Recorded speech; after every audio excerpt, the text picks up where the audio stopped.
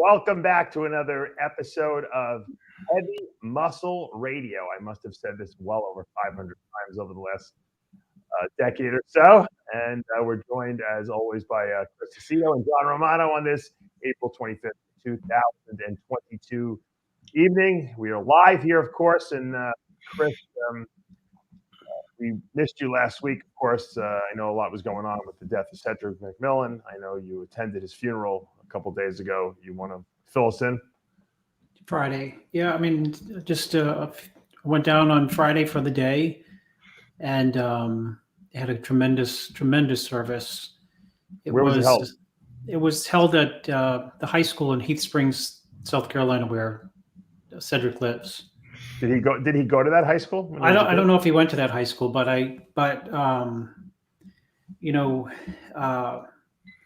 Cedric, grew up in that town and he stayed in that town.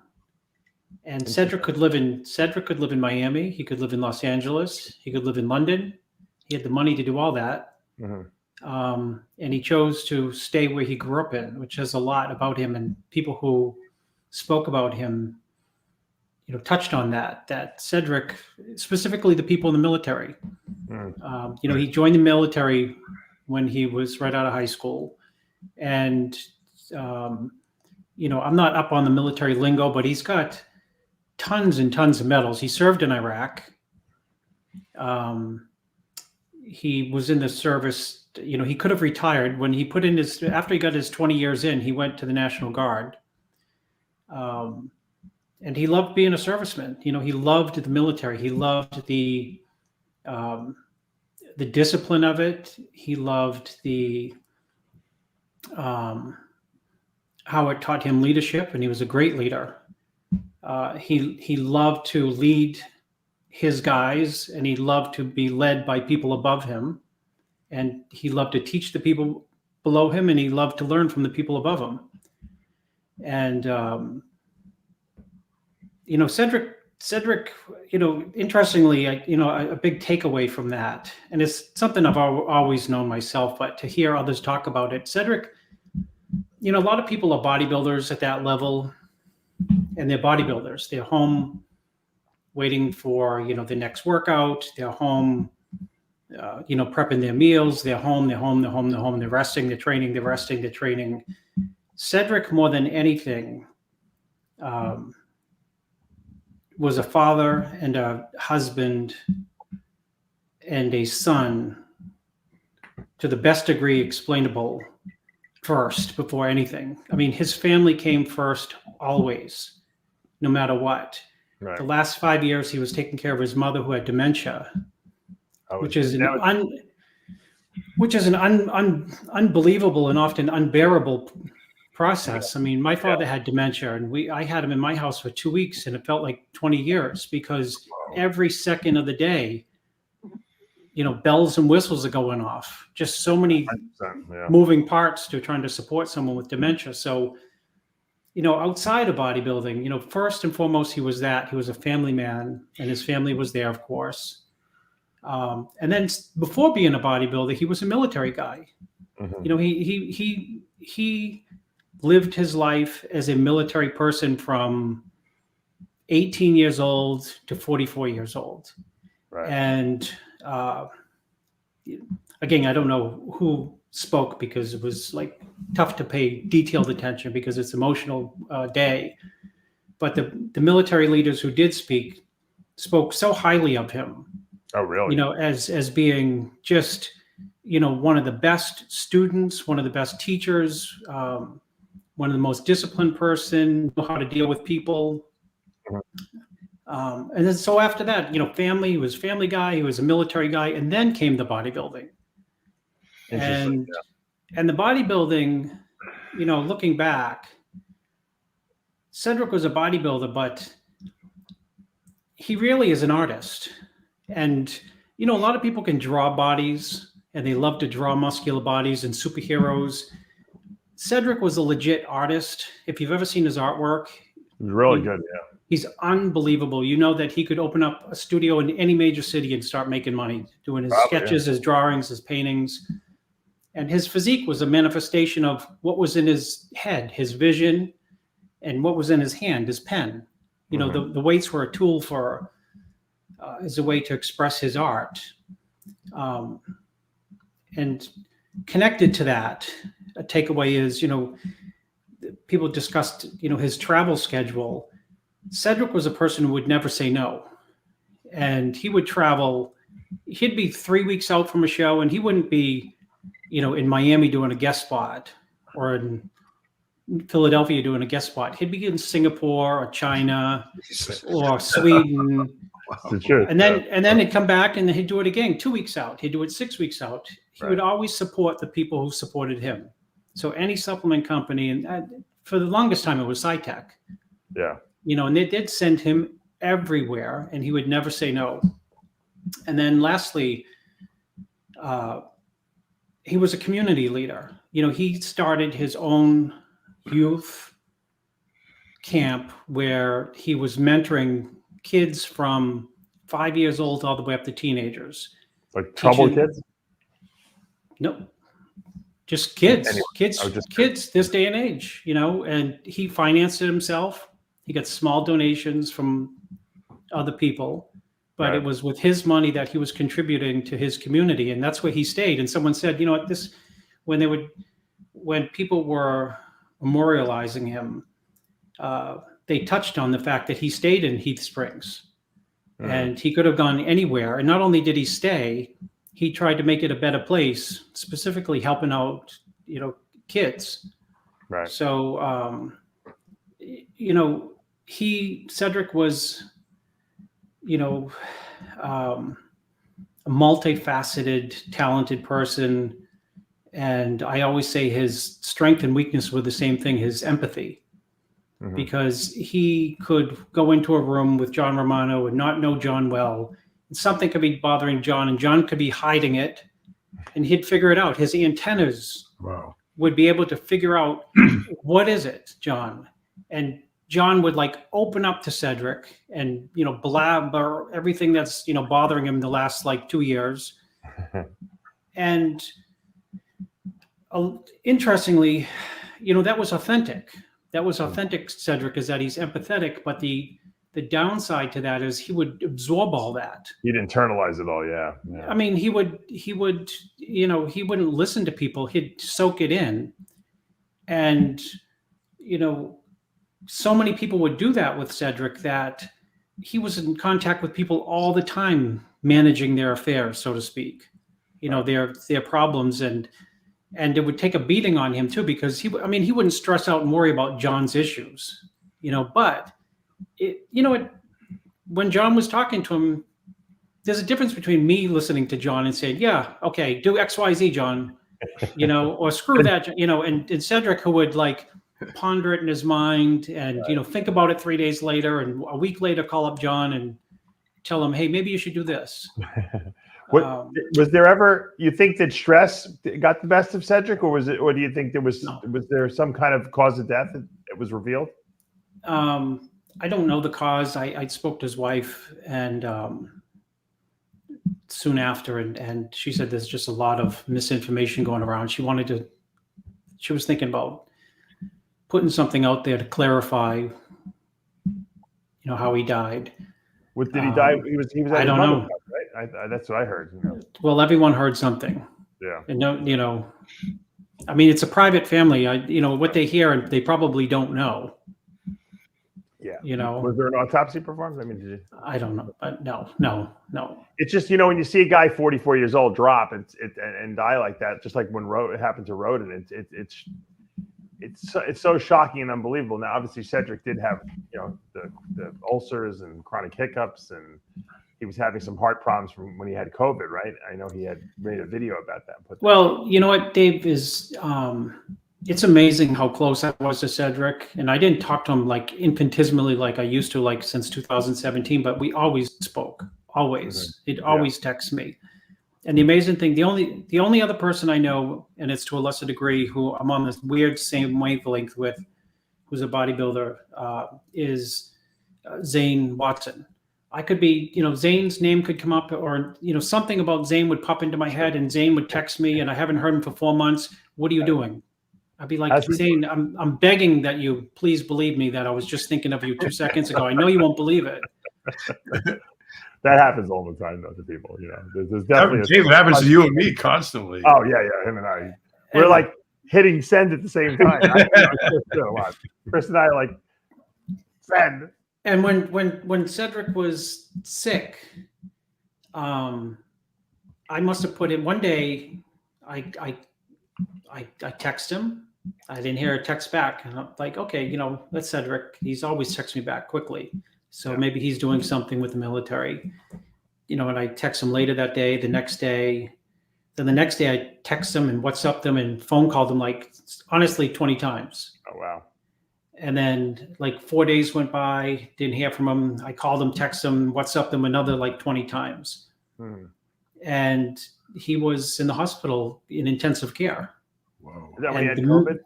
Yeah. The minute he got out of, came to, he called me to tell me and to say, I just can't, of course you called me 20 times, 50 times. There's like a million missed everything from you. He said, you must have known something was wrong. I said, I don't know if something was wrong, but when I was thinking about you when I text you and you don't respond, then I thought, okay, maybe he's on tour, or something. Maybe they sent him somewhere overseas. Yeah. One of the videos he did, Chris, he did say that the doctors told him that from getting COVID, he had some kind of bad reaction, in his heart. And that's why he had a lot of those problems. And, there could have been damage done, and, for sure. I mean, from that episode, he was not doing well, Well, he was on a ventilator, I believe, right? He was unconscious. So I don't know what the medical, he would know, but it looked like he was on a vent, but I couldn't for tell. days, he was for days. And when he came to, it was soon after, Dave, that they did every test possible, and they were like, okay, this makes no sense. Your whatever what they were testing for, your heart and lungs and kidney and everything looks fantastic. That was probably within a week after getting out of the hospital, where they expected him to say, they fully expected that he was going to have this incredibly long, drawn out recovery period. Mm-hmm.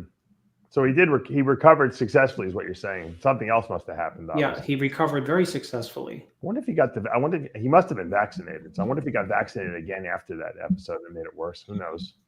Who knows? I mean, in the military, you have to be, right? I know, that's what I'm saying. Maybe he got a booster or something like that. It made it worse, because after he just had recovered. But yeah, it was sad. I mean, did any bodybuilders show up at the funeral? No. I don't think a lot of people knew about it. I mean, I had asked you. A few people had asked me when it was being held, and it is a rather remote area to travel to. Yeah, I mean, how it is, and as out there as Cedric is or was, as friendly as he was with everyone, and everyone considered him a friend. Mm-hmm. I mean, nobody considered him certainly an enemy, and people loved him.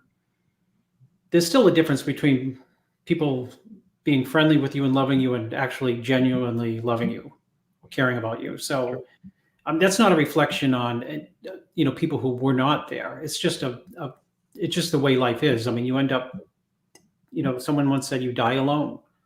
Right. Did Cedric have any really close friends in the industry? In the industry, he had a lot of strong acquaintances. And I'm sure a lot of people would feel that they're very close with Cedric. But he didn't have any he didn't have any. It wasn't like the Roden thing where Roden had really, really close friends like Guy and True. There was and Stan and all those guys that were tight with him. The tight people were the military people who knew him from day one. That's the impression I got from what you told me. What was there, 100 military people there? 150 plus for sure. Wow. Yeah. So that was his support system there. And the two people from the military who gave speeches, they were just, I mean, you can't write and deliver better speeches than that were given, to honor how much he loved being in the military and, how good he was at it. Right. And what a natural born leader he was. I'll tell you the speech that he gave, that Cedric. I'll never forget the speech Cedric gave after winning that Arnold Classic. We just reposted it recently on the RxMuscle YouTube channel. When he got Arnold to hit a twisting bicep. It was like he rehearsed this thing his whole life, this speech. He probably did in his head. He's right. He's probably in his head had the whole thing rehearsed just a million times over. Yeah. And it was flawless. It was better than any Academy Award winning speech that any Arnold ate it up too. He was loving it. Well, Dave, if you remember, that was 2017. I think 2016. Yeah.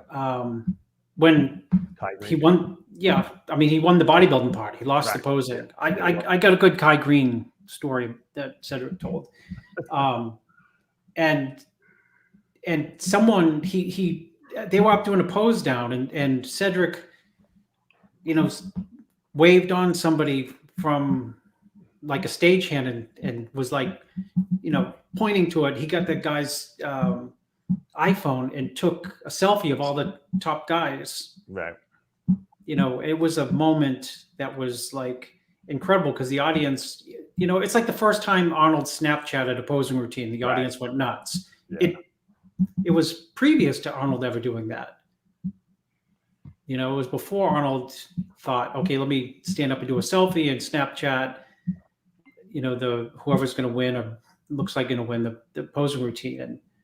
And he got up there with his iPhone in his 7 feet long arms, and snapped the selfie with all the guys on stage. Yeah. And it was because it was, I mean, he thought he was winning that show, right? Right. So it was his way of lifting up everyone, just like when he gave the speech. It's part of his military training. It's us, it's team. It's not me. It's we. Right. He had a way of always finagling, doing things unconventionally. Is, I guess, the best way to put it. Because I'll never forget when you told me and you went to a hotel when Chris was working with Cedric. He would stay 5 days before they'd go, and they'd stay in the room together, and Chris would come see him 40 times a day. And you walked in there and you told me he was eating like eggs and toast from room service. Right? Yeah. Well, he was an artist. I mean, you can only with an artist. You gave him the diet to follow, right? And he was. Yeah, I did. But with an artist, you give him, you tell him to paint purple, and he goes a different hue of purple. Yeah. And he says, and that's the thing with Cedric's. My thinking is like black and white. It's like hot and cold. Cedric's is what about lukewarm? Not hot or cold. Right. And he said, or if you say that's cold, he'll tell you, no, ice is cold. That's not cold. So the way he thinks like an artist, thinks like a just not black and white. There's lots of gray.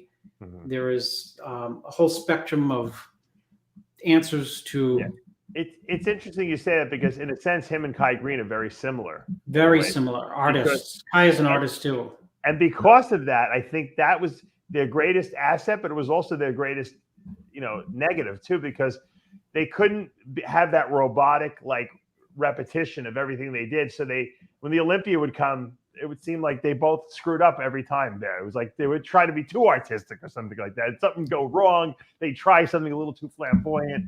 Kai would be a little too soft, and Cedric would come in too flat, or something. Something would go wrong every time they did the Olympia. The both of them. Right.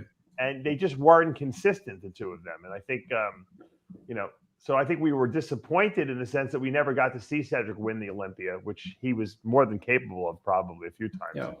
And, same thing with Kai Green, right? I mean, Phil would always somehow manage to just, nip him at the end, just show up a little better, Yeah.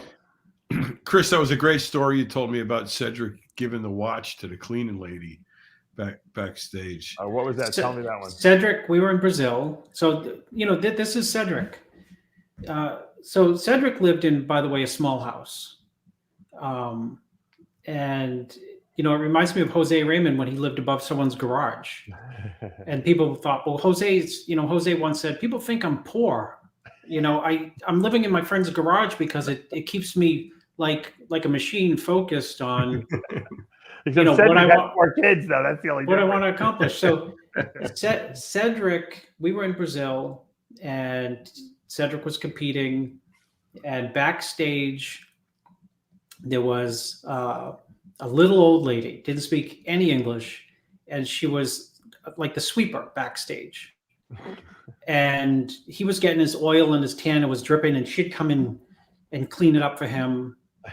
And it'd drip again, and she'd come and clean it up. And then, Cedric, I mean, he can communicate without knowing the language. He was like, big, there's big eyes, and he points, and he was making hand gestures to say like, thank you. And this type of thing. And, at some point he needed water, and he did that, and she scuffled away and came back with like a bottle of water. Meanwhile, all the other bodybuilders were scattered around making messes and everything else. So on stage, they had given him, I think, the top 3 beautiful watches, like gorgeous watches. Artemis PKs, no? They weren't Timex watches, John. They were, if you know nothing about I don't know anything about cars, but I know a beautiful one when I see it. Right. And, I don't know anything about watches, but when you see one that looks special, And we headed back to the where we were staying, and he was really beat tired, and he had asked me to carry his bag. So I carried the bag, and when I got back, he was just like crashed down, and I took the stuff out of the bag, and I said, Cedric, where's the watch? And he said, I gave it away. Oh my God. I said, oh God, who'd you give it to?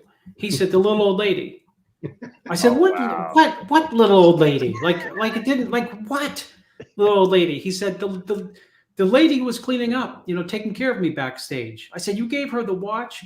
He said, she can sell that watch, and that's more money than she'll see in 2 months. 2 months? She could buy a house. A year, probably, yeah.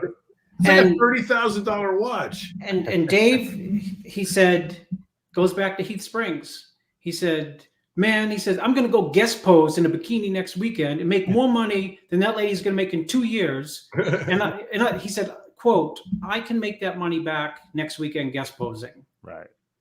He said, this lady, needs it. Yeah, And there was another time in FIBO. We went to eat after the FIBO, and he said his credit card didn't work. Mm-hmm. So he said, you got any cash? To me. Right. And I said, where's your money? He had given that away. What money did he give away? When we were at FIBO, we stayed it was pre-Airbnb. There was no such thing as Airbnb. And we were in Germany, and we were staying at this apartment building. That's where regular people lived. And we stayed in someone's apartment, and they had all their clothes, all their food in the refrigerator. Oh my God. All the spices. These weird places like to stay, yeah. And I mean, everything, their lives were there, but they left, and somehow we rented it out. And there was a little old man across the hall who spoke English, we were there a long time for FIBO, that Cedric would every day talk to. So when we come back, it got to, we got back from the gym, he'd be waiting outside his door. And I'd go in, and I'd go in and like, do what I want to do into the apartment. Cedric be out there yapping with him. Right. So Cedric had taken his cash and given it to him. Oh, from like selling pictures and stuff like that, you mean? No, whatever cash he had, like to go on a trip. You take some money with you in credit cards. Right. And he had whatever cash he had, he gave it away. He didn't have any money. That's awesome. And then when he won the Arnold Ohio, Arnold gave him this jacket, actually. Gave him it says Arnold Classic won in 2017. Oh, he gave that to you? Is that the one he gave to you? No, I took it. Okay. He tried to give it away to someone, and I went nuts because I caught him red-handed, and I said no. I went completely ballistic. That was the only thing you wanted, Chris. You're like, no, that jacket. Dave. I took it and Kept it for him. I kept it for him because I knew it'd mean something to him way down the road. Right. So I'm actually boxing it up to send it to his son, who's 13. Oh, that's awesome. That'll tomorrow. Be nice, that's awesome. But that's Cedric. He'd give the stuff away. I forget, Dave. You know, it was like the lady who worked in the elevator, or you know what I mean, the lady who's. How about Cece? Remember Cece? No, Dave. It goes back to like empathy. Like his big radar for tentacles or antenna for knowing people who are like hurt or down and out on their luck, and he knows what to ask them. And he found someone he honed in on that weekend, and he was getting ready to give that jacket away, and right in front of me, I said, "No way." Honed in on. Chris is like his parent. Yeah, took it away. The only way he gave it, Dave, he gave it to me. He made me throw out a dirty Muscle Tech jacket that I had. From like 20 years ago. Probably. Yeah, that I got for free from Muscle Tech, and he and so he gave it to me, and I had, it's been in my closet since 2017. My wife put it on my chair here when she found out that he passed away. Oh wow! So you had never worn it then? You just kept it? I've never worn it. No, it's never been out of the closet. I probably would have worn it. I probably would have worn it. John, at Cedric's house, he used to have belts hanging on a nail in different rooms. Did you get the belt when you're little, John? No. This is a good story. This is a very good story. And I said, Cedric, I so naive. I'm like, what's that for? Wait, are these like belts like we got hit that he wears? Yes. Like your father's old leather belt. Right. Okay. The one that went when he ripped it out of the snack. Yeah. So he'd have a way of. I said, how often do you use them? He said, never. But he told me the story. He would tell the kids, like, if they're in trouble, he'd get real tough. I mean, real tough looking and raise an eyebrow, and he'd yell at them with his voice, and he'd say, "Go get the belt, go get the belt," and they'd just tremble, just thinking about that they have to get it. Right. But it was a warning sign, and they had it in different rooms that he could get quick access to. It was a deterrent. John. Yeah. It's like having the nuclear missiles pointed at Russia, and they have theirs pointed at us. No one's going to really use them, but right. They're pointed. It's just, but they could. Yeah. It's the what if. What a. Yeah. So, John, those are the things that he gave. Who knows what else he gave away? Right. God only knows. Yeah, that's only what you caught him giving away, Chris. That's only what I caught him, by chance. Because if I didn't say, "Hey, where's that watch?" Right. Or when he didn't have any money, "Where's your money?" Now, that's how old is Cedric's 4 kids now? Teenagers? 13, 11, 9, and 7. I think 7, 9, 13, 11, 9, and 7, or 8, 10, 11, and 8, 10, 11, and 13. 8, 10, 11, and 13. 3 boys, 1 girl. Are they athletes? Do they do sports and stuff like that? They must. Yeah, the boys are like 100% spitting images of Cedric. Oh my God, that's funny. Like, especially the older one. Yeah. It's yeah, they're like photocopies of him. They look exactly like him. Wow. Well, I'm assuming they were really upset. I mean, was it depressing? I mean, that must have been horrible, Chris. It's horrible, horrendous. I mean, there's, John. I mean, Dave. There's different levels. Let's face it. There's good fathers and bad fathers. There's good fathers and great fathers, and there's great fathers and unbelievable fathers. And Cedric was an beyond unbelievable father. So for every accolade the military gave him, they weren't able to see him interact with his kids. I saw how he interacted with my kids, and I get jealous because I'm serious, because God, you just met them, and look how easy they take a liking to you. Wow. He was so. He knew how to talk to kids. I've seen him. Yeah, he yes. knew how to talk to kids really well. Yeah. And he knew how to talk to adults as well. You know what I mean? He knew how to talk to people. He liked to You know, break he my was- balls. I'll tell you that much, man. He loved to break my balls. Oh yeah, he did. He always did. Right? Yeah, every time we did an interview, Oh my he'd God. say, I yeah. broke his balls back. He used to run away from me when I would come to. Yeah, he did. He did. Yeah. I had to try. I'd have to, but then he would talk to me for 20 minutes after that. You know, despite there being a line of people. That was the great thing about him. You know, he was a character. You know, there's not many guys with a great personality in bodybuilding. Most people take themselves too seriously, right? I mean, let's face it. I mean, everyone thinks they're so important, you know, especially at the elite level of bodybuilding. And I don't think he ever took himself that seriously, you know. And He never. maybe that's why he never made it to the Olympia, you know, made it to Mr. Olympia. But he enjoyed himself, I think, more. Although he did put a lot of stress on himself. I remember you telling me, you know, before a show. Well, I mean, he admittedly, I mean, he said that multiple times. He's always had an issue with anxiety, you know, and the, you know, when I first met him, I thought, you know, I thought it was like, you know what I learned from many things from Cedric, but the most painful lesson that I learned from Cedric is to think.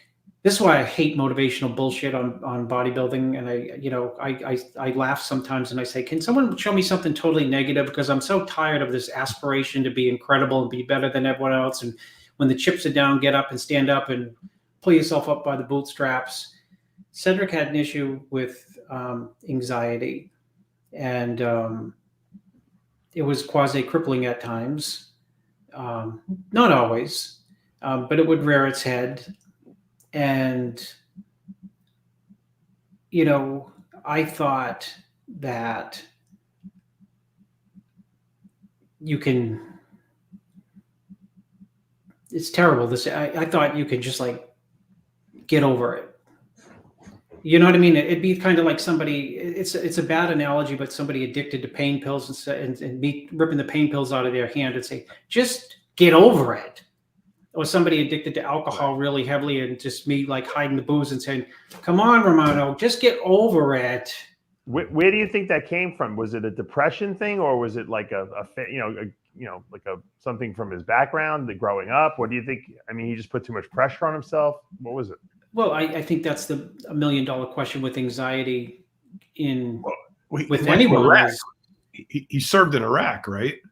Yeah, he served in Iraq. How many tours did he do? I think a couple there, John. I know several guys who've come back from Iraq with a lot of issues, you know, PTSD related, you know, anxiety being a major one. You know, I'm sure, you know, we don't know what these guys see over there, what they kind of do. We'll never find out. They'll never talk about it.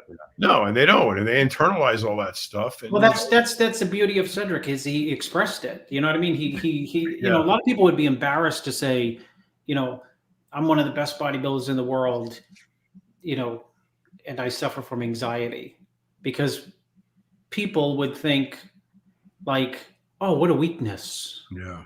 Oh, what a weakness. But it's like, it'd almost be saying like, you know, I mean, you wouldn't, just as you can't tell someone to like, come on, just get over it. You know, but in a sense, it lets him off the hook a little bit too. So he explains to people why maybe he isn't as consistent as people would like him to be. You know what I mean? And I think as a leader, he's saying, you know, me too. You know, you're not alone out there. You know, there's other people that feel. If I feel like this, there's got to be other people that feel like this. Right. You know, so you know, yes. It's always nice to know you're not alone. You know, when you feel as well. You know. I mean, the gymnast came out, right, and she didn't make it. You know, who was the gymnast? Bowles. Oh, Simone Biles. Yeah. Simone Biles. You know, she can't. I mean, she's been a champion how long? And she finally came out at the Olympics and said, "I can't even do this one," because she'd been suffering with stress and anxiety. You know, stress and anxiety for so long. Do you think Cedric stayed in his small? I know he was, you know, very dedicated to the town he grew up in, and where he was from. But I think he stayed there because he just wanted it. He didn't. I don't think he was able to handle the limelight of L.A. or New York or, big Miami. I think that would have been even more stress for him. I think it was when he would go back home, it was almost like it would be a de-stressing environment for him. He'd be nuts to leave South Carolina. It's freaking amazing here. I don't think he could have handled it. I don't think he would have handled it very well in a big city like that, because that would have added to his stress level and I think a lot of his anxiety, Chris, you hit the nail right on the head, was the fact that he internalized everyone else. He's so empathic that he internalized everything else. See, I'm a very empathic person, but I've learned to just wall it off. So some people can see that sometimes as unemotional, especially in relationships. Yeah. I mean, it took me 25, 30 years to accept the fact that my mother passed away. I couldn't, I never dealt with it, because when you feel things that deeply, it does cause anxiety and it does cause stress in your body. So Dave, lot of people build walls up, to deal with that, I want to interject, Dave, because one time I asked you about 7 years ago, because I'm glad you may have, you've got over it, but I asked you, Dave, how long did it take you to get over your mother's passing? And the answer was, I haven't. And I thought, what a true, that's why I asked it. You know what I mean? Because I'm like, how would you? How could you? Yeah. It's emotional, damage is worse than getting, physical damage. People don't realize that. And I think because, like you said, Cedric was so empathic and he just opened himself up so much to everyone that it was overwhelming for him. And that's why he needed to be in a small town. That's why he would get overwhelmed sometimes, because I don't think he ever learned to create that barrier and maybe make, draw lines in the sand. That could be true, as well as, home is where your heart is. And, he grew up there. Sure. Every place where you grow up is nostalgic. You know what I mean? You have like the nostalgia, especially you have a good experience as a kid growing up. Sure.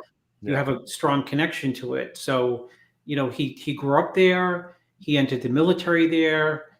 He had a great military career based from there. So, probably everyone in the whole town knows him, right? When every story goes into him, sure. Yeah, I'm sure. Those gym where I train, everybody knows him. Now, let me ask you a question. Now, Cedric was remarried recently, right?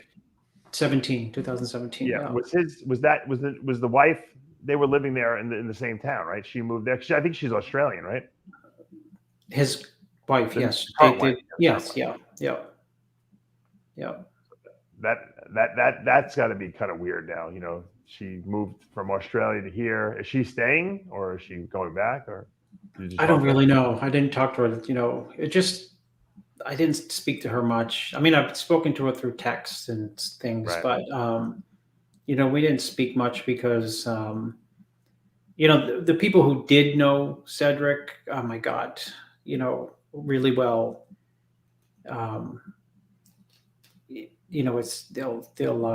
It's a huge loss. Huge. I mean, that goes for anyone who knows anyone. I mean, he doesn't have a unique. It's as bad as George Peterson. It's as bad as Sean Roden. I mean, it's right up there in that same category. What's really interesting on a personal level is that such an emphatic person, selfless person, would be absorbed in a sport that is just totally the most selfish thing you can do. Right? John, he's a genetic freak, John. What do you want? John, what you just said there is a perfect summation.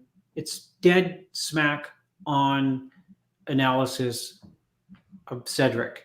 I can remember saying things like, Cedric, you can't travel for these people. You can't. Give me their number. I'll call them and say he can't. And I would tell him, Cedric, Romano's got his issues. Don't let him dump them onto you. You've got, what I mean? You're trying to prep for a show.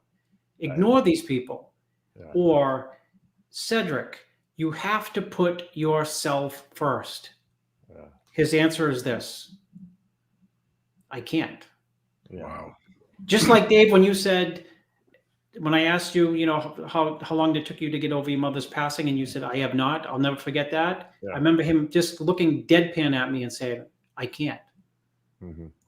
And then he would give, he'd give me a lecture like, you know, that's who you are, and that's who I am, and you do things your way, and I do things my way. And he said, I wish I could be more like you. You saw the potential in him. That's why, because you knew he had the tool set to go all the way. And I would tell Cedric, actually, Cedric, I wish, you know, I could be more like you. You know, it'd be nice to, you know,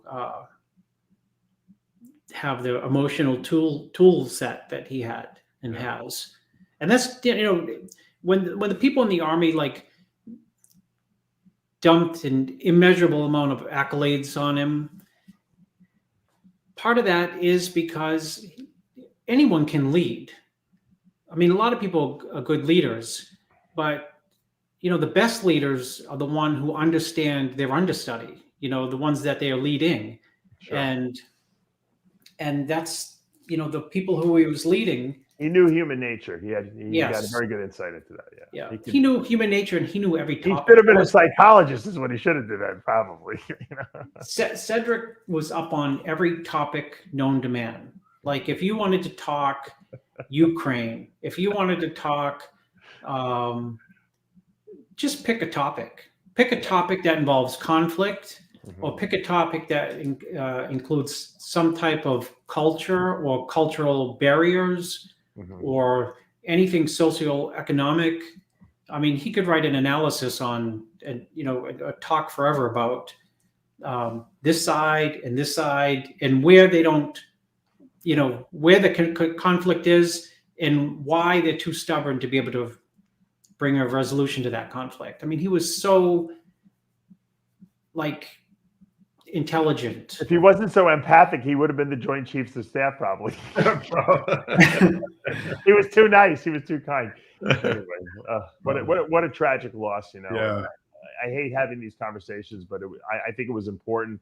Number one, I wanted to get you. Everyone wanted to hear your opinion on Cedric, and I think it was important to bring out how special Cedric was, and you know how tragic it is that we lost him so early. John, Dave, I have so many. You know what? He wanted to show me. Remember, he built the fish pond. Yeah, you told me that he dug the whole thing himself, right? Yeah, he had a fish pond, John, on his land that he had dug a giant. I mean, huge.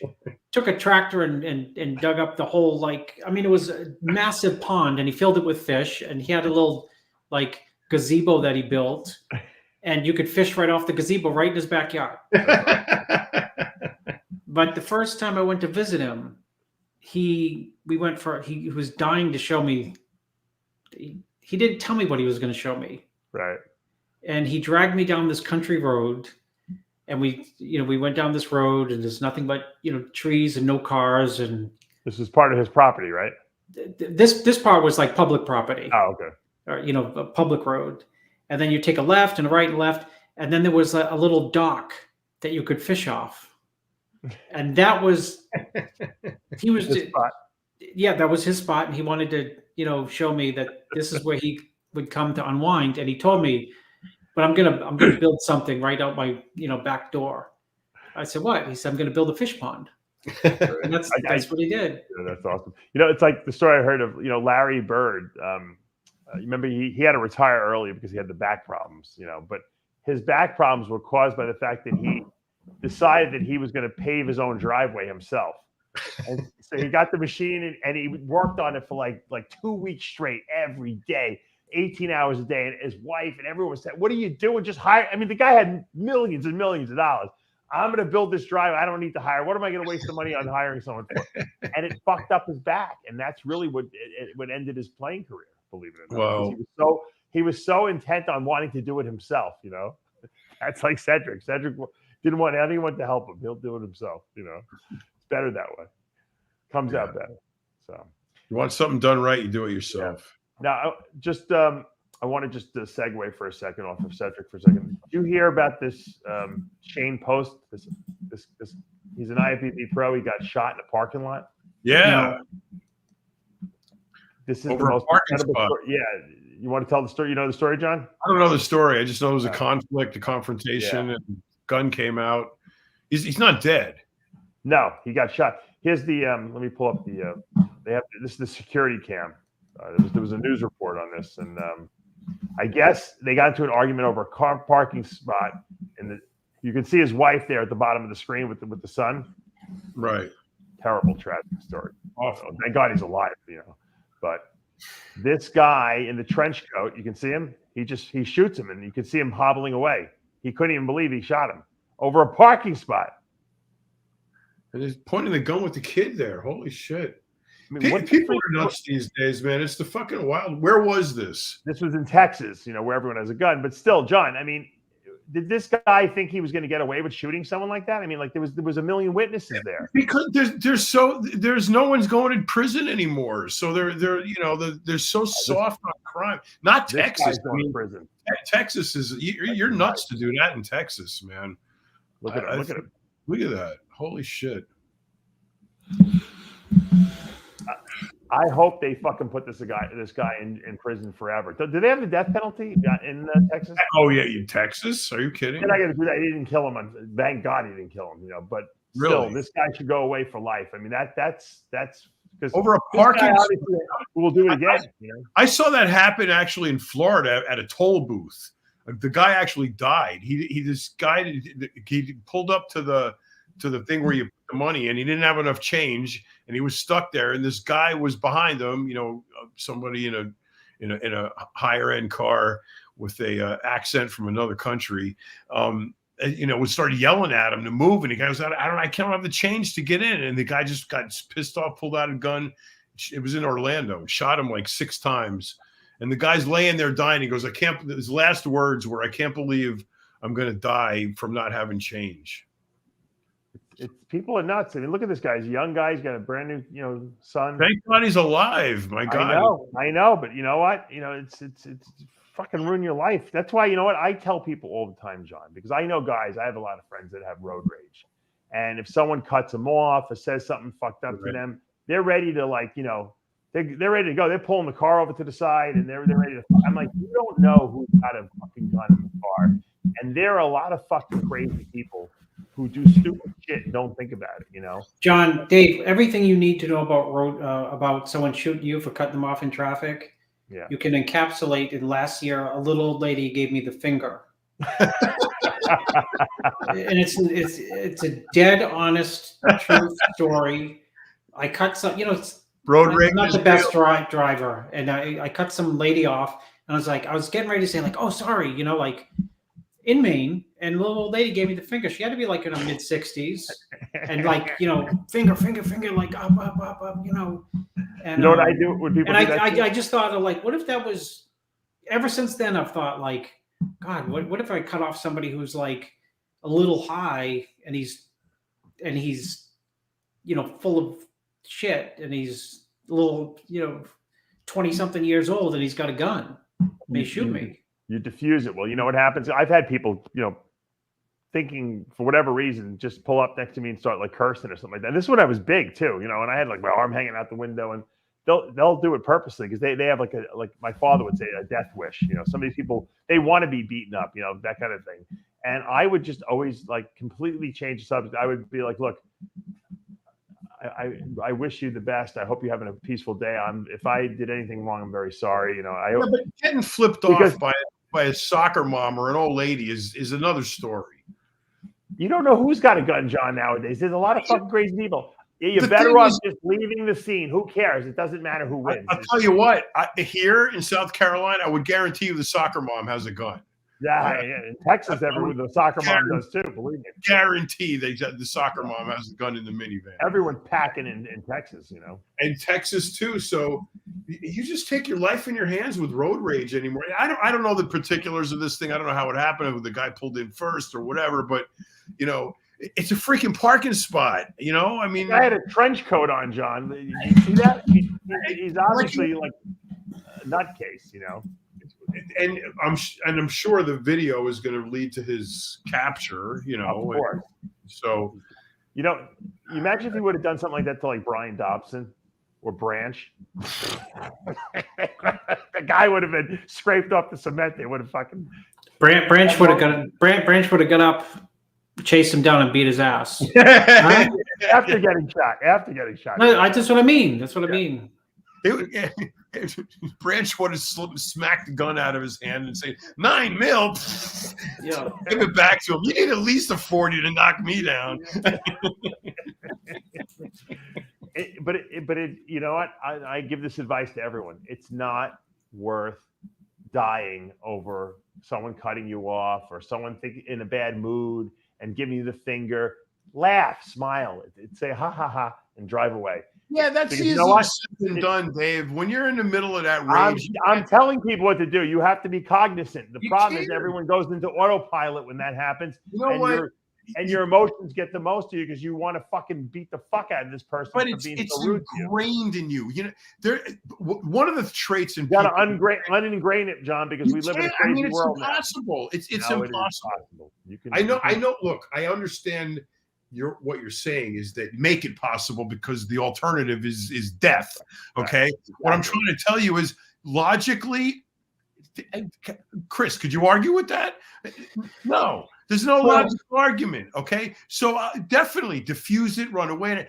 But in the heat of the moment, when you're dealing with, a meathead on steroids, you're going to get meathead on steroids reactions, and all the logic and knowledge and self whatever control in the world. It's just not going to turn that switch off when somebody cuts you off and you're trying to crawl out the back, the little folding window of a pickup truck. Well, John, it goes back. It goes back to when we're talking about emotions. Controlling your own emotions is one of the hardest.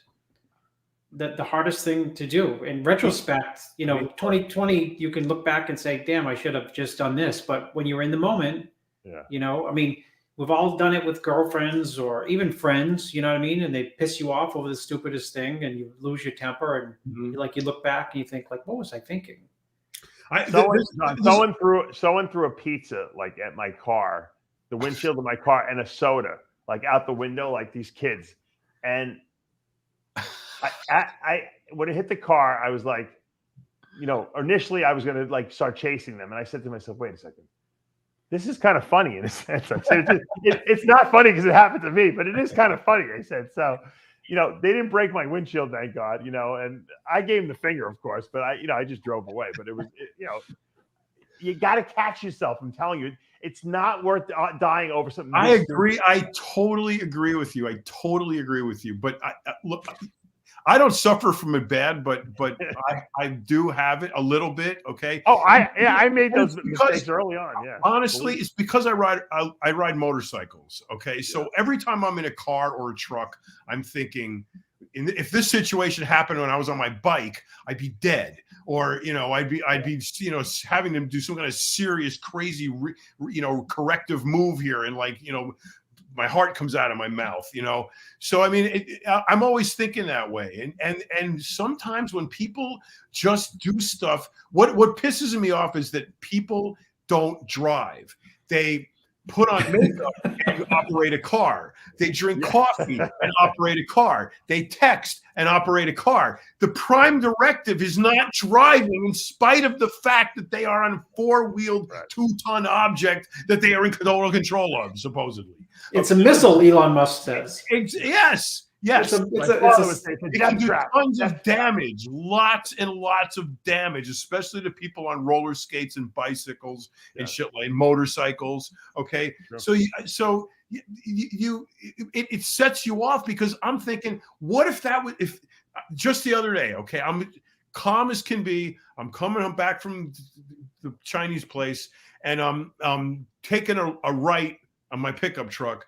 And going up the hill in this road, I take on my motorcycle all the time. And this turn, it's in front of a nursery. There's a nursery on the corner where they sell plants and trees and shit.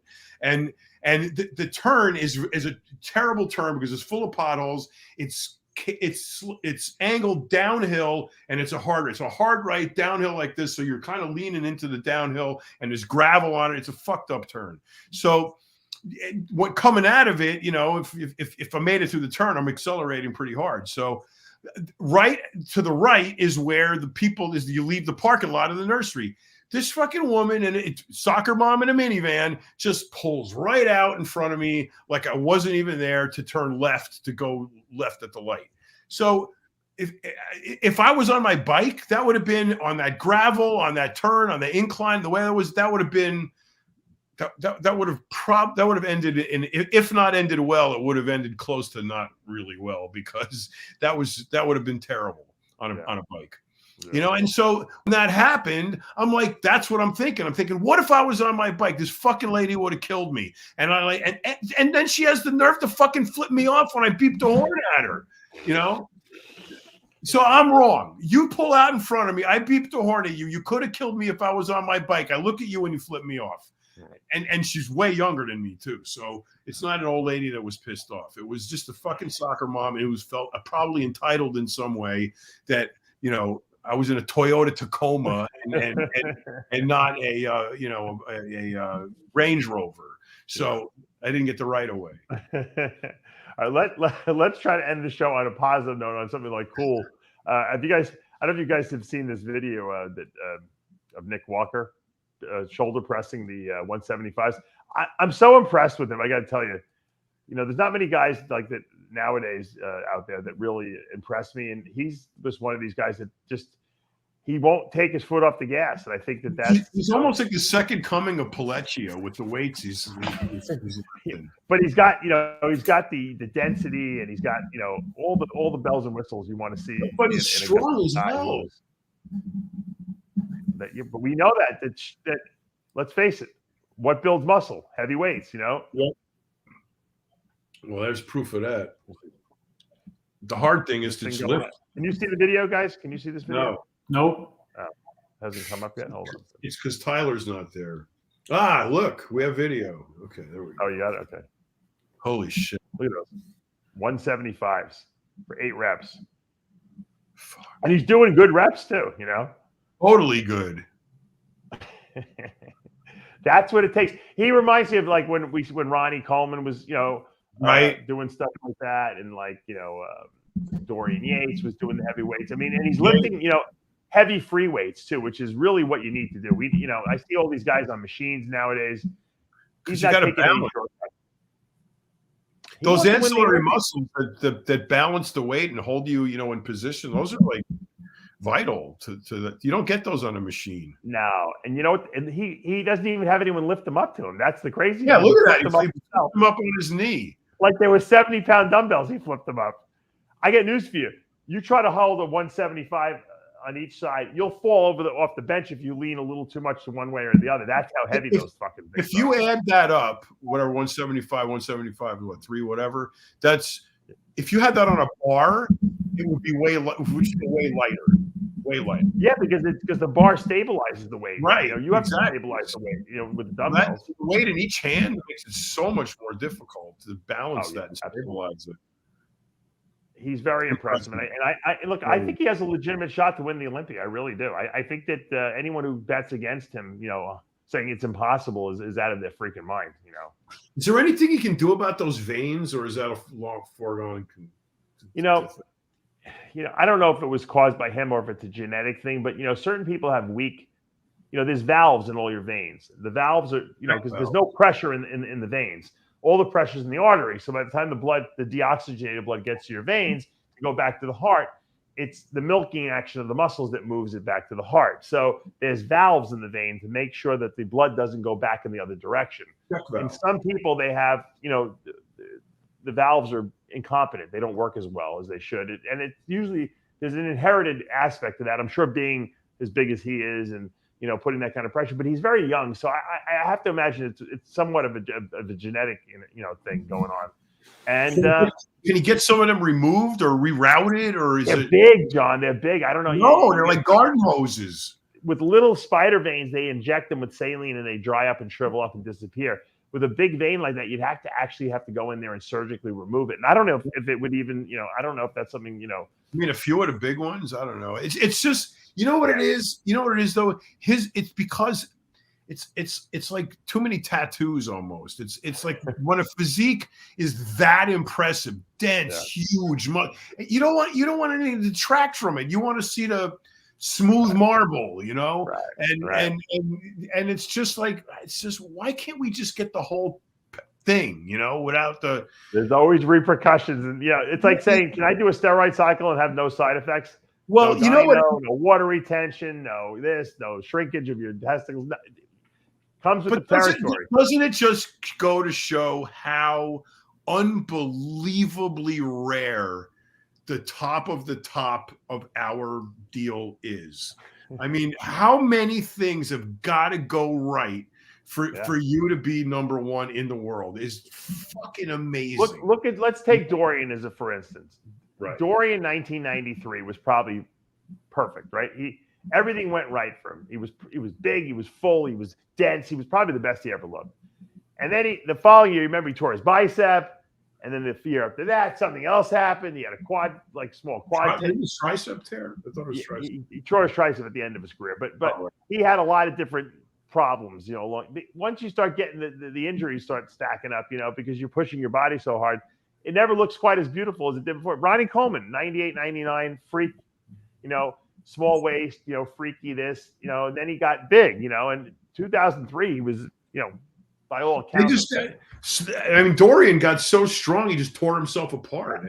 Ronnie destroyed his back too with the strength. But what I'm saying is his body, and Chris, you've said this a million times, the body doesn't look the same after you've been doing it 5, 6, 7 years. Look at Phil Heath. His body in 2011 was probably the best it's ever been, and then it got progressively not as good over the years. It was still better than everyone else's for many years, but not as good as his best. You hit a certain peak where you're your best, and then you could look at Kai Green when he won that, or was first or second at that Keystone when he was much lighter. Remember, you might like that better. I thought he looked really good. Was it 2009 when he won the Arnold? Yeah, he did. One of those years, I think he was really good. 07, 8, 9. 07, 8, 9 was Kai's prime years. Those are everyone has a prime set of years. You said it. Ronnie's was like 98, 99. Yes, he got better. He did not get better. I'm sorry. Rami's waist is not what it was in 13, when he came out. It's gotten a lot bigger. Flex Wheeler said everybody's got that one in them. They get that one show, and we were talking about Victor Martinez at the time.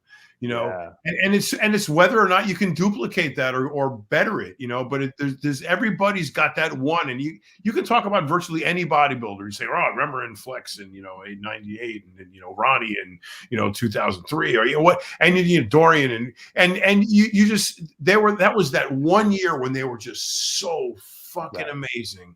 And then the funny thing about Flex Wheeler's body though is his body didn't really lose it like a lot of these guys did. His body almost got better, although I think his conditioning was never as perfect as it was when he won that first Arnold Classic. I thought that was his best. I got this for you. In 98, when it was him and Ronnie, okay, I believe they were so close. And honestly, there's equal argument that Flex was better, that Ronnie was better, or me personally, I think Flex was better, but nevertheless, it was that close. It was so close. If Flex had gotten it, okay, I think the reason he didn't had nothing to do with his physique, which is unfortunate. And I think him getting it that year would have brought the next year. Ronnie coming back would have been the most amazing thing that we probably ever will have seen in the history of the sport, and we didn't get it, because they took the safe route. They took the cop, the service. Flex had left Weider at that point, right? Didn't he break Flex away? He had broken his neck in the car accident. He was persona non grata in a lot of people's esteem. He was. He also left. I don't mind saying it. He would admit it. He was an asshole. He left the door open too a little bit because he didn't come in quite as hard as he could have. Dave, I was there in the front row. Plus, I've watched that video 400 times. You were there too, Chris. What do you think? I think that that show only came. Flex Wheeler's probably Flex could have won that show, and the fact is that I think after prejudging he was ahead by a point, and then I think what won it for Ronnie is just the back double because he had the glutes and hams from hell. True. And Wheeler had decent there, but Flex's back double was absolutely astounding at that show. And he turned his head. Yeah, and he you know he had I mean nobody's I mean you know it was close. I think you could have made the argument. I think what happened, John, was that honestly I think that the judges had Flex ahead, and you could argue that he was ahead, and you could argue that Ronnie was ahead after prejudging, but Ronnie won the crowd at the night show. And you know when you win the crowd and it's close, the judges have no, you know what I mean? The crowd got really involved. Yeah, they did. That's true. The crowd was really going nuts, and D'Amelia made it work. You know, wound them up even more. I just can't help but think when they were weighing the value of the statesmanship of the office, who holds it versus who. Flex was not the diplomat and the shining pillar of the community that Ronnie was. Yeah, the bad boy versus the cop. Exactly. It was almost like yes.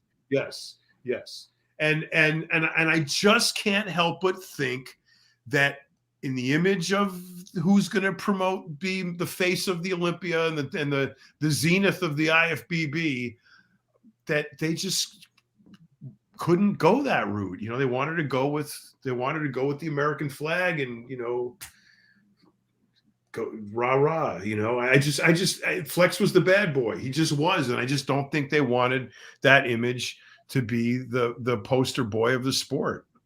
And I honestly believe, because it would, come on, Chris, it was that, yes, Ronnie's back double, definitely, but Flex's, I know. And all the bodybuilders you've ever worked with since, have you seen one like that ever again? No. Nobody's ever looked like Wheeler. Never. No one had a structure. Yeah. No one. You know, Ronnie's waist was really small though at that 98. Yeah, it was, Dave. Because his back was so wide. Look at the picture. Look at his waist. Their waists are pretty close to similar, but I mean, look at Ronnie's legs, arms. I mean, Flex had some of the best arms in the industry, and Ronnie just was like a fucking. Ronnie was, but you know, Ronnie had more density and true, you know, muscle hardness than Flex. But you know, the reason Roden can win an Olympia and win multiple shows and in a tank top look like he's going to get dead last is because, and that's not an exaggeration. If you see Sean Roden in a tank top, you know, 3 weeks out, he looks like he's going to be dead last. His arms look small, his shoulders look small, his waist doesn't look small. His waist looks kind of wide. The only is simply that everything, when put together under the right light, makes your eyes give that person with that perfect flow an extra look over somebody who actually has more muscle. I mean, the fact is that Ramy has way more muscle than Brandon, and your eyes would come back to Brandon at the prejudging of the Olympia. And Flex knew how to present his physique very well. Yeah, and that's not to say that horrendous. Yeah. So I mean, a lot of times in real life, your eyes go back to the person with an absolutely unique and perfect structure. Yeah, you're right, Dave. Ronnie in '98 had a tremendous structure. Yeah, but you know, he's going up against. It got worse. It was everyone's does. Yeah. But let me ask both of you. Okay, you're looking at these two guys now in '98. And I know what you're going to ask, so go ahead and ask it. They're on top of the world. I already said no. What? Wait, no. They're on top. I know. I don't think you think it's the same thing. They're on top of the world. Look at their physiques. Incredible, amazing. We have never seen anything probably like it since. And to see where they are today and what they're dealing with physically, you know, Flex lost a leg, his kidneys, all the things, you know, Ronnie, his back surgeries, you know, wheelchairs. Yeah. Do you look at the guys you see today, and some of them that you work with, you know, Ramy and you know whomever else? Do you ever think of that? You know, like what are these guys? You know, 10, 20 years from now, are they going to be? Are they going to be the Flex Wheelers and the Ronnie Colemans of the bunch that they were able to present such an amazing accomplishment at that point that they, you know, would pay that price for it? Well, John, look at the football players. John, I once told someone, you guys know this is the most dangerous sport on the planet. Yeah, yeah, we know that story. And no, you know what? But seriously, Chris, look at the football players. A lot of these guys with the concussions, with the orthopedic issues later in life, they're all fucked up. You know, when you do something at a very elite level, at that, you know, with that level of intensity and where you're putting your body on the line for that. My father said it. He goes, if you want to be an athlete, you better learn to live with pain. He said, because if you don't want to be a great athlete, then if you want to be a great athlete, that comes with that's part of the package. He said, and I never forgot it, because I used to, you know, complain after like games or soccer games or, you know, and he's like, you got to take it. That's part of the thing. It's the guys that can endure that and still win. Those are the champions, you know. And there's a price to pay for it, and this is what it goes. That's why when people say bodybuilding, I'll get rid of bodybuilding, and guys are willing to put their bodies on the line because they love the sport. They're passionate about it, and you know what? It doesn't mean they should do things recklessly, but there is inherent risk in everything that you do at an elite level. I mean, rock climbers and even I just wonder, you know, the way that things are being pushed now. Guys walking are routinely over 300 pounds in the off season. You know, 260, 280, 290 on stage. Have you seen the flips that these girls do in gymnastics now? Yeah, of course. You know what happens when you land on your head in practice? You break your neck. You break your neck and die, of course. Well, but what I'm saying is, long term, I wonder if any of these guys look at it as like, look at Ronnie, look at Flex, look at. You can probably no one cares when you're doing it. I guess not. Right? I mean, it's unfortunate that they don't, because I mean, here you got we're in a place now where people are dying like all the time, like at a very accelerated rate. Okay, so you know what? I'll give you a personal thing that this was my mindset. You know, at some point, it changed obviously, but at some point when I first started, I was like, you know what? My mother died of cancer at 42. My everyone on my mother's side died of cancer. I am not going to have any regrets. I'm going to lay it on the line. I'm going to do what I want, because I want to do something special, because who knows, I might be dead. You know, I might die from getting cancer because I'm doing something that I prevented myself from doing something that I'm passionate about. Right. And I had that mentality, like I'm going to roll the dice. I'm going to push the envelope. I'm going to try to do it as safe as I can, but I'm going to push, because I am not going to leave anything on the table with no excuses. And, you know, that's not the reason I left medical school, but one of the reasons was that I became disillusioned with it, and I loved bodybuilding so much that I wanted to give it a shot. I wanted to go. I didn't know how far I could go, but I wanted to. You didn't have. And you know what?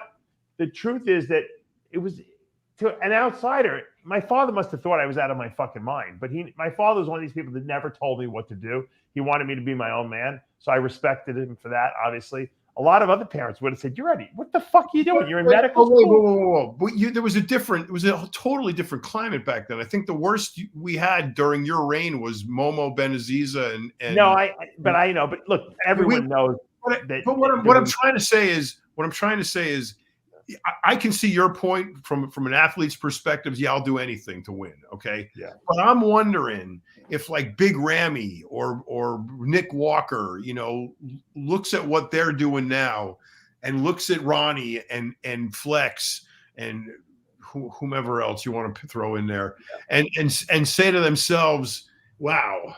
I guess I'm going to have to accept that shit. You know, wheelchairs. Ain't gonna happen to me, John. Ain't gonna happen to me. That's probably, yeah. That's the mentality. Ain't gonna happen to me. God bless them. That's how you get through every day, John. That's how you live with it. You got to say that to yourself. You got to say I'm smarter than you. You can't live by your fears. You can't. So. Now, if you do that, you become, you know, you start second guessing yourself. Never leave the house. Yeah, right. All right, let's wrap this. I thought this was a good show. Thank you, Chris, for coming on and being so candid about Cedric. Thank you know, you, it was a very emotionally tough situation for you. And you know, you lost two very close people that you were not only coaches to, but friends to. I mean, that had to be very rough this past year. I can't even imagine, you know, how you're dealing with it. Well, as you said, when I asked you how long did it take you to get over your mother passing, you said I haven't. Yeah. I think we're on the same page. Yeah. No, it's there's no getting over that. It's bad enough when it happens once, you know, when it happens a second time, like, I mean, it was like, it was deja vu almost. I mean, it did it. I'm sure when you heard the news, you probably didn't even believe it. I don't think you know, Dave, it hasn't, I know people say it hasn't sunk in. With Cedric, it just has not sunk in because you know, it's so weird. I was at the Legion Sports and I was at the Olympia and I ran into Sean, and I don't talk to Sean every day. And, you know, right. We're very close, but I'm close with you, Dave. I don't talk to you every day. I don't need to talk to you every day. Right. But if I want to talk to you, I can pick, you know, if I text you like, and you're crazy busy, I said, Dave, I need to talk to you now. You know, to tell Amanda and the gang, you know, I got to go in the other room and talk to Chris. Yeah. And I saw Sean at the Olympia, and like he wasn't on my radar screen. And we had like the funnest time that day at the Olympia. And then I saw him at the Legion Sports, and I ran into him again. And that was like weird because we had the greatest time just hanging out for a little bit. And then ironically, the day after the Saturday, I came home early at the Arnold because I wasn't feeling well, if you remember.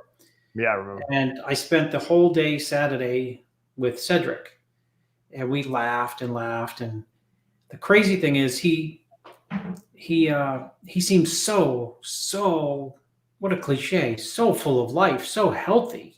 You know what I mean? So nothingness in terms of wrongness with his anything. It's just if you'd say like, you know, when you see someone in there and you say like, well, how'd they look? You say, well, you know, it doesn't surprise me because he looked weak, or he looked small, or he looked tired, or he looked fatigued, or he sounded not like himself. And the crazy is I said, I'm leaving today. So I had my ticket, and he said, I'm going to change my ticket too. We'll go to the airport together. So we went to the airport. We spent the whole day. We went in an Uber, and Cedric don't shut up. So he talks and makes you laugh the entire time, and it's commentary after commentary. You're exhausted almost after hanging out with him. Yeah, you know, just everything out of his mouth is witty. And we get to the airport, and I'm waiting for him, and waiting. I'm like, what is going on? Then finally, I go up to the ticket counter, and I said, Cedric, what's taking so long? He said, man, I booked the ticket. I didn't have my glasses. Instead of going to Charlotte, I flew to Columbia. Oh, no. he said, but they got me on a flight, but I got to make a connector. And I said, oh, good. Well, what flight? So he turns out we're on the same flight. Oh my God. We have to fly to. Chris had 3 connections too, probably. We had to fly to DC. DC. But he wanted to get home to see his wife and kids. Right. So he bought himself. There was only one ticket left for that connector. He bought himself a first class ticket. Oh wow. And so we went, and we had to wait like another hour, and we were sitting around, and of course he went and bought snacks like a 12-year-old. He bought snacks. He bought like cookies and pretzels and lemonade.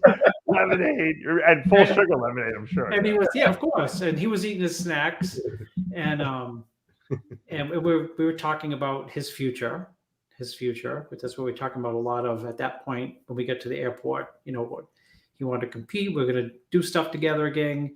And my ticket was standby. Okay. So everyone got on the plane, and she was going to give me a ticket. You know, if I'm waiting to get my ticket, and she gives me a first class ticket. Who do I sit right next to? Oh my God! Wow! Holy mackerel! Talking about meant to be. Yeah. Yeah. And all the cookies and stuff that he collected all the stuff. All the stuff like I said, he said, "What you want? Like cookies and this and that in first class?" I'm like, "No." They're like, free ones are handed out. No, he said he'd bring them home for his kids. He'd hand them out when he get home. That's fine. His kids love that shit. Yeah. Yeah. Wow, good stories, man. Yeah, really, you really, I think, bring him to got life. our audience to feel a little bit closer to Cedric, hearing it from your mouth and some of these stories. And some of these stories I never even heard. So I mean, I really enjoyed it, and it brings him to life. You know, Dave, I had I have the '94 Mercedes. Yeah, you still have it. I can't believe I've been trying to get rid of this thing for when I drove down, Dave, you can call my wife and ask me. Dave, stuck in some of the greatest places with that car, believe me. Dave, I drove it to Atlantic City to pick him up when he did the Atlantic City Pro. Listen, when we did the Atlantic City Pro. Yeah. And I get close to the airport. I'm driving down the highway, and the whole car just went blank. Like nothing worked on the car, and I had to pull into a gas station. I had to call Cedric. Cedric got a rental car and met me at the. I had it towed to like a dealership, and he picked me up. I had to drive you to pick it up. Don't you remember? Yes, that's right. It was like Sleepy Hollow. I had to take him to like this haunted fucking block. It was like 4,000 turns we had to take. It was like on a side street in front of someone's house. That car broke down one time when I was going to pick Cedric up.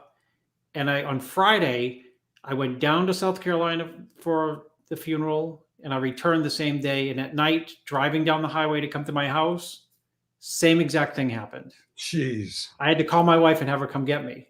Yeah, but I blame you for keeping that stupid car. Yeah, but it's Cedric. I don't blame Cedric for that one. Cedric taking the heat for that one. Sorry. Yeah, it's too much of a coincidence. Yeah, that is pretty weird, though. Pretty weird. Yeah, I'll give that. Cedric's playing a practical joke on you, I guess. So, indeed. Yeah. Well, to all of Cedric's friends, family, and military compatriots, we send out our prayers and condolences, obviously, and he'll be greatly missed by the bodybuilding community, of course, as well. For now, we're out of time. Until next week, remember, with Heavy Muscle Radio, the truth hurts. The truth hurts.